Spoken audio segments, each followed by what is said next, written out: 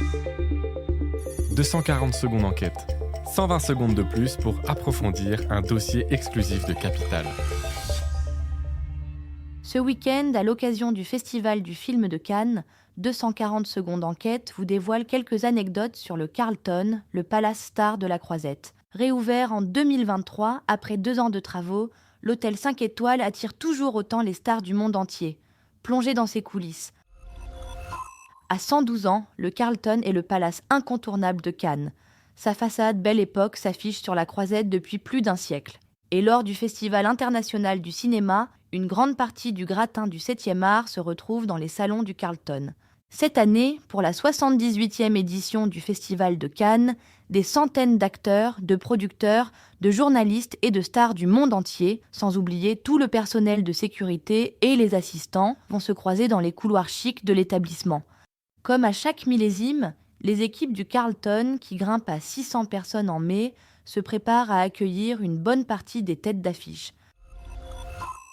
Les 369 chambres, parmi lesquelles une centaine de suites, sont réservées plusieurs mois à l'avance, avec des plans B obligatoires quand une diva d'Hollywood se présente à l'improviste.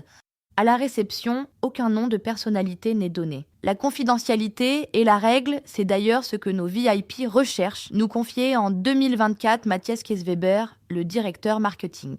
Cet ancien du Péninsula à Paris a rouvert le palace en 2023, après 2 ans de fermeture dus à de lourds travaux. Un chantier immense pour lequel le propriétaire qatari, Katara Hospitality, a déboursé au moins 300 millions d'euros. Fondé en 1970, ce groupe détient une quarantaine d'établissements dans le monde entier, dont le Royal Monceau et le Péninsula à Paris. Il fallait bien mettre le paquet côté travaux pour tenir tête aux autres hôtels de luxe cannois, depuis le Majestic jusqu'au Martinez en passant par le Grand Hôtel ou le Grès d'Albion. Mais pour de nombreuses célébrités, aucun établissement n'est aussi glamour et n'incarne mieux l'esprit Riviera que le Carlton. Depuis 1989, l'établissement est classé monument historique. Sa façade, ses toits, ses dômes, son hall, le grand salon, ses 2 escaliers et de nombreux autres espaces intérieurs sont désormais ainsi protégés. Avec le temps, certains monstres du 7e art ont pris leurs habitudes sur la Croisette. George Lucas ne descend qu'au Carlton par superstition, car c'est dans ses murs qu'il a signé le contrat initial qui fera de lui un milliardaire à Hollywood. Les caprices des stars font aussi partie de la légende des lieux.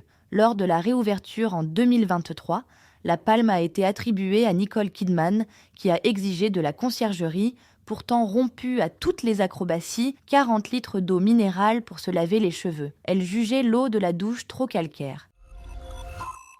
L'événement cannois ne suffit néanmoins pas à rentabiliser un tel paquebot. Notre stratégie est que le Carlton soit dorénavant une destination de luxe durant toute l'année et pas uniquement pour les ultra-riches, résumait Matthias Kesweber.